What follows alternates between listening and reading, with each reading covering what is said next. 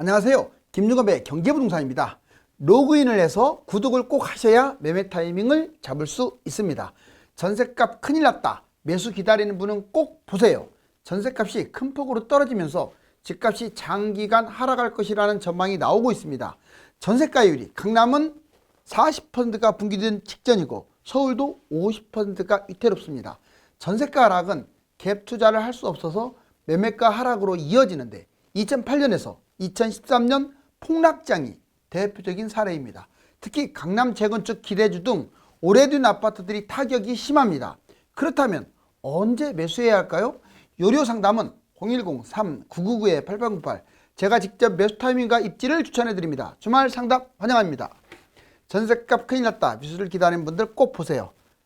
자, 여러분들도 이렇게 돈으로 건물을 쌓고 싶죠? 부동산을 상징적으로 빗댄 사파입니다. 자, 여기 보시면 이제 이거 상당히 중요해요. 강남, 서울, 경기, 지방 이렇게 네 군데로 나눠서 2016년이 전세가율이 제일 높았어요. 전세가율이 높다 이 말은 매매가를 100으로 잡았을 때 전세가가 가장 매매가와 가까웠다 이 말이에요. 그러면 전세 끼고 투자할 때 이 전세가가 높으면, 다른 말로 전세가율이 높으면 적은 돈으로 투자할 수 있다는 거죠. 자, 이제 강남은 65%였어요. 상당히 높았죠. 그러던 게 지금 보세요. 41%. 아마 40% 분기될 것 같은데요. 그리고 대략 2년 후 정도 예측이 50%입니다. 50은 돼야 강남이 상승장으로 전환될 가능성이 큰데, 일단 뭐 전세가율만 볼 수는 없으니까 그래도 상당히 중요한 요소예요. 서울 2016년에 75%, 현재는 52%. 정말 낮죠. 이제 반토막이 붕괴되게끔 생겼어요. 좀 아마 내려갈 것 같아요. 그러다가 다시 또 올라가서 60%는 돼야 갭 투자가 가능할 것으로 보입니다. 경기도 2016년 77%였어요. 그리고 2023년 61%, 이제 60% 분기를 코앞으로. 자, 그 다음에 25년은 돼야 67% 정도. 지방은 78%. 전세가율 현재 63%. 얘도 60%가 위태롭습니다. 특히 광역시. 그리고 2025년 전세가율 70%. 한마디로 지금 입지가 좋은 곳들은, 매매가가 비싼 곳들은 전세가율이 낮아요. 그리고 입지가 좀 더 안 좋은 곳일수록 전세가율이 높습니다. 그리고 전세가율이 25년처럼 이 정도는 돼줘야 갭 투자가 현실적으로 가능하다. 자, 이제 전세가 하락, 매매 시기가 멀었다는 것을 알 수 있어요. 전세가가 지금 얼마나 빨리 회복하느냐, 이게 집값이 뛰느냐 안 뛰느냐의 결정판입니다. 볼까요? 전세가 하락, 매매 하락, 물량 폭탄. 지금 이제 3기 신도시 아직 입주도 안 했고 분양도 안 했는데 본격적으로 그게 진행되면 전세가 하락은 불보듯 뻔할 거예요. 그 다음에 전세가율이 지금 급락하고 있죠. 서울 50%, 경기 60%. 이제 결국은 이게 분규돼 버리면 나중에 전세가가 올라가야 매매가가 뛴다는 말이 돼요. 전세 비율도 올라가고 있습니다. 12월 49%인데 58%. 왜 전세 사는 사람들이 월세를 능가했느냐? 집값 안 떨어진다고 생각하는 사람들이 많아진 거예요. 그래서 아예 그냥 2년 전세 살겠다. 이래서 올라간 거예요. 옛날 같으면 불안하니까 월세 살다가 집 잡아야지 이런 사람들이 많았는데, 오히려 반대로 더 기다렸다 집 사야지 하는 사람들이 많은 거야. 전세 대출 감소. 왜 감소됐느냐? 전세가가 너무나 많이 떨어지니까 대출 받을 필요도 없어요. 그래서 상대적으로 전세 대출이 감소됐고 매수세도 감소되죠. 갭 투자 급감. 이 와중에 누가 갭 투자 하겠습니까? 전세가 하락은 내 돈의 투자 금액이 너무나 많이 들어가요. 자, 일부 지역 빼놓고는 갭 투자가 급감. 집값 하락이 장기화될 조짐입니다. 전세가가 올라가야 하고 그러려면 시간이 필요합니다. 그래서 상당 기간 집값이 못 뛸 수도 있으니까 일단은 너무 서둘지 마세요. 세 번째, 전세가율 최고가와 최저시의 아파트 흐름. 실제로 과거 증명 사례를 보여드릴게요. 자, 2008년, 2009, 10, 11, 13 파란 네모 박스죠. 이때가 전통적인 집값 하락장이었어요. 자, 먼저 서울부터 보자고요. 39, 38, 41 되게 전세가율 엄청 낮았죠. 그러다가 이 빨간색 상승장 보세요. 15년부터 지금까지 뭐 21년까지 계속 올라가죠. 전세가율 39가 뭐 75까지 왔네요. 여기. 그러다가 서서히 집값이 너무 많이 뛰니까 전세가율이 좀 내려가고 있었어요. 자, 그 다음에 인천 40%밖에 안 됐어요. 전세가율이. 그러다가 여기 보세요. 70%를 넘겼습니다. 그러다가 이제 집값이 너무 많이 뛰니까 60%대로. 전반적으로 지금 전국도 그렇고 서울도 그렇고 5대 광역시 하락장에는 전세가율이 이렇게 낮다는 걸 알 수 있고요. 상승장에는 전세가율이 높다는 걸 알 수 있어요. 지금은 전세가율이 이 정도 낮지는 않지만 이거에 비한다면 상당히 낮죠. 그래서 좀 더 올라가야 뛰지 않을까. 자, 30억짜리 아파트 전세 3억이면 할 수 있대. 자, 그렇지만 내 돈이 많아야죠. 자, 전세가 사상 최대 폭락. 집값이 위험하다. 집주인은 경매당할 위험성이 있다고 여러 번 얘기했습니다. 2년 전 전세가보다 하락을 했어요. 보증금이 부족한 거예요, 지금. 자꾸 전세가가 내려가다 보니까. 매매 전세가 둘 다 거래 절벽. 그나마 전세가 요즘 좀 늘어나고는 있습니다. 전세돈을 못 돌려주는 지금 상황이에요. 너무 전세가율이 낮아져가지고. 전세가율 높은 지방, 빌라, 얘들은요, 경매당할 수도 있어요. 그 다음에 세입자 기회비용. 전세가 하락, 전세가율 60% 밑으로 내려오다 보니까, 자, 하락장 아파트 매입, 전세대출, 월세. 즉, 하락장의 아파트 매입을 하려고 전세를 사는 경우도 있지만 전세 대출을 받아서 전세를 사는 경우가 많고, 월세 있죠. 월세를 살았다가 상황 봐서 살려고. 물론 전세값도 너무 많이 떨어져 가지고 오히려 돈이 남아요. 계약갱 신청국, 집 살 때 나와서 매입. 자, 전세 늘고 월세는 줄어든다. 집값 장기 하락, 전세 살다가 매입 목적. 예전에는 월세 살다가 상황 봐서 집 사겠다 그랬는데 지금은 한 2년 동안 안 뛸 것 같은데 전세 살다가 매입할 생각도 많이 갖고 있어요. 특히 지방 같은 경우. 전세 가격 하락, 적은 금액으로 거주할 수 있다는 장점이 생겼네요. 그 다음에 조심할 점이 있습니다. 자, 타이밍을 본인이 정해서 2년 동안 전세 산 다음에 집 잡아야지 이러면 놓칠 수 있어요. 그래서 흐름을 봐야 합니다. 그래서 그냥 전세 사는 것보다는 전세 대출을 받아서 전세 살다가 내 돈으로 투자하는 게 맞다고 봐요. 자, 이제 갭 차이 최저와 최고 사이클. 여기 보시면 파란 게 매매가입니다. 86년부터 지금 2020년까지 나왔는데 여기 보세요. 쭉 올랐다가 내려갔다, 올랐다가 내려갔다, 올랐다가. 빨간 것은 전세값입니다.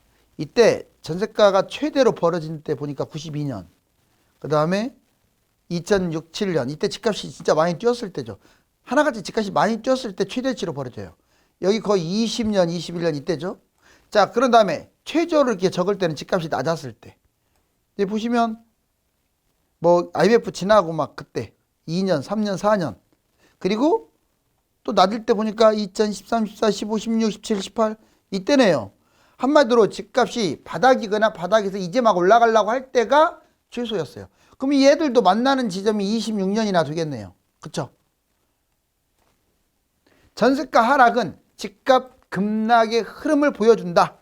자, 보시면 전세 하락은 집값 급락, 주요 지표 다시 하락. 자, 매매가 보면 3월 13일 날 0.33, 3월 20일 날 0.43.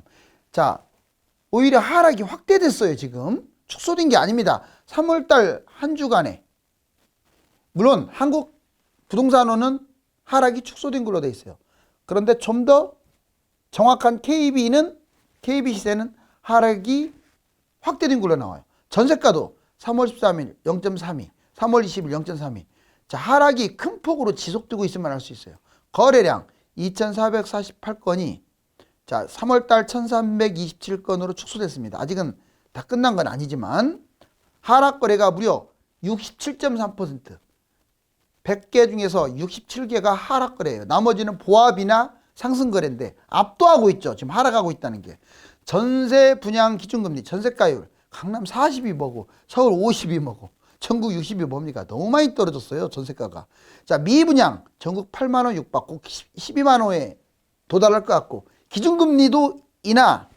자, 근데 이 인하가 지금 인하하면 참 좋겠지만 23년 10월 이후에나 인하하기 때문에 집값에 당장 영향을 못 줍니다. 차별화, 장기 하락. 자, 서울이 언제 반등할 거냐에 좀 주목해야 돼요. 우선 1차적으로 올 여름을 지켜보라고 했죠. 근데 확률적으로는 내년에 아마 올라갈 거겠지만 그래도 혹시 몰라요.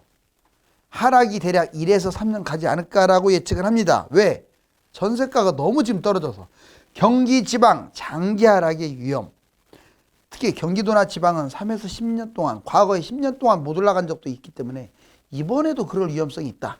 자, 차별화. 누구는 신고가 찍고, 누구는 소폭 반등하고, 누구는 정체하고, 누구는 오히려 더 하락하는 기현상, 이 네 가지 형태로 바뀐다고요. A가 뛴다고 해서 다 뛰는 게 아니에요, 이제.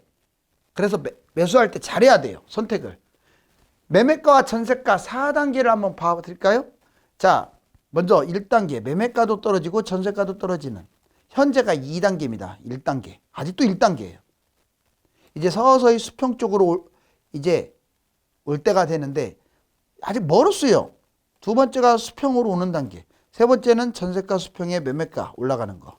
네 번째는 매매가 전세가 다 뛰는 건데 지금 여기서 여기까지 올라가면 시간이 걸릴 것 같아요. 한 1년 만에 이렇게 되기가 쉽지가 않거든요. 그래서 당분간 집값이 떨어진다라는 걸 보여주는 사례입니다. 보면은 둘 다 떨어지고 있어요. 매매가 하락, 전세가 하락. 하락기, 급락기 흐름. 예를 들면 2009년에서 2013년. 2022년부터 집값이 떨어졌죠. 올해도 여기에 해당될 것 같아요. 그 다음에 2단계. 매매가와 전세가가 이제 제로에서 횡보하는 형태. 매매가 보합, 전세가 보합. 하락을 멈추고 보합. 이제 상승 준비를 한다는 겁니다. 대략 2014에서 15. 굳이 따지자면 내년 정도가 될 가능성이 커요. 그 다음에 3단계. 매매가 올라가고 전세가 약간 뛰거나 보합. 매매가 상승, 전세가 보합. 회복기, 상승기 흐름이죠. 2016년에서 18년. 이때 집값이 본격적으로 이제 막 올라갈 때인데 25년 이후가 가능하지 않을까. 자, 그 다음에 4단계. 매매가, 전세가 그냥 날아가는 시기. 매매가 상승, 전세가 상승. 자, 상승기, 폭등기 흐름. 2019년에서 21년. 그리고 이제는 26년 이후의 흐름이 될 가능성이 커요. 여러분들 매입하기 전에 어떤 모습으로 대기하고 있습니까? 어떤 모습으로 임대를 살고 있습니까? 먼저 월세 사시는 분이 있을 거예요. 왜? 빨리 집 잡으려고. 아무 때나 빠져나올 수 있잖아요. 보증금이 적다 보니까. 거주 대기 상황. 빨리 내 집 마련하는 분들이 이렇고 쉽게 방을 뺀다는 장점이 있고 대신에 월세 자체가 비용이 많이 들어가요. 그래서 자금이 적은 분들이 주로 월세를 삽니다. 두 번째, 반전세 사시는 분들.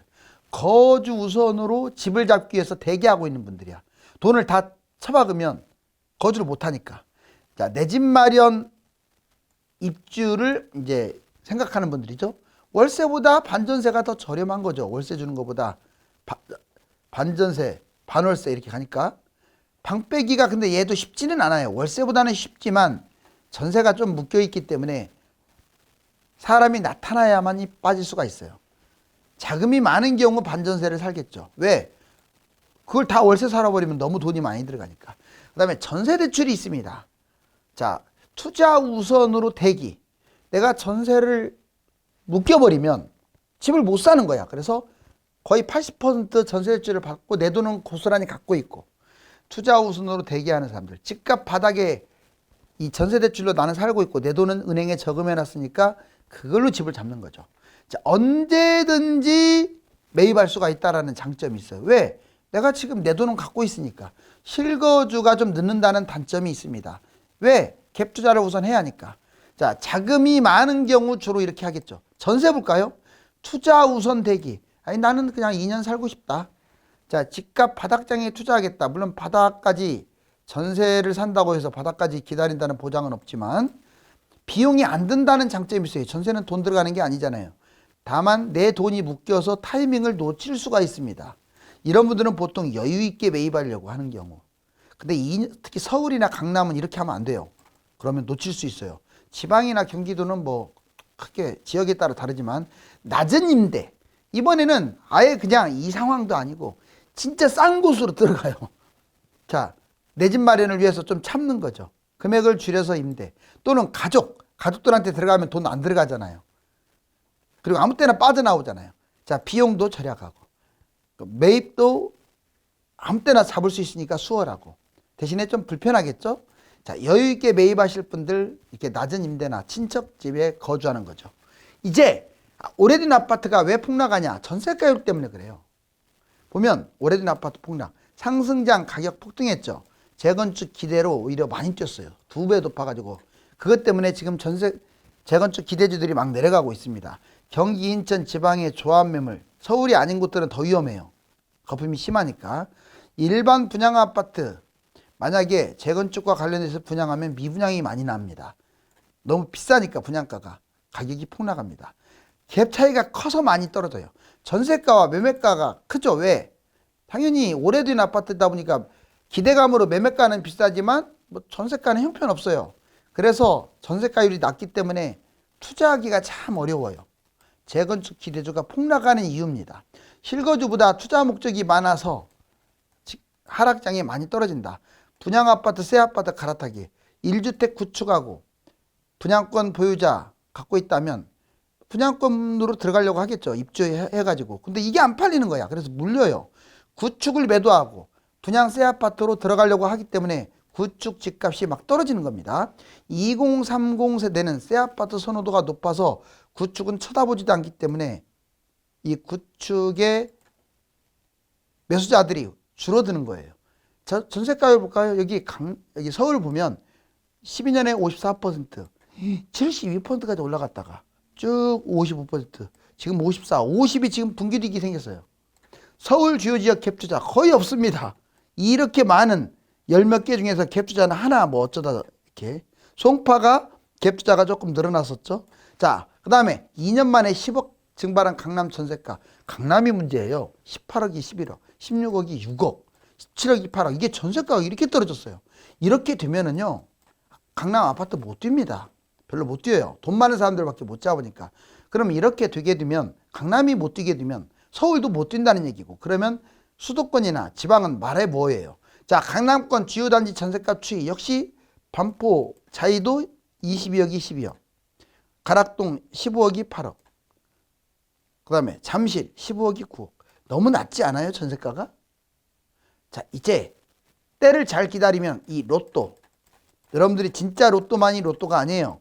부동산도 타이밍을 잘 잡으면, 입지를 잘 선택하면 로또를 받을 수가 있습니다. 과거에도 전세가율이 낮으면, 집값이 오르지 않으며 전세가 회복이 된 이후에 매매가 상승이 나타났습니다. 강남이 올라야 전국이 오르고, 그러기 위해서는 전세가가 올라야 하는데 강남 전세가율이 40%입니다. 감사합니다.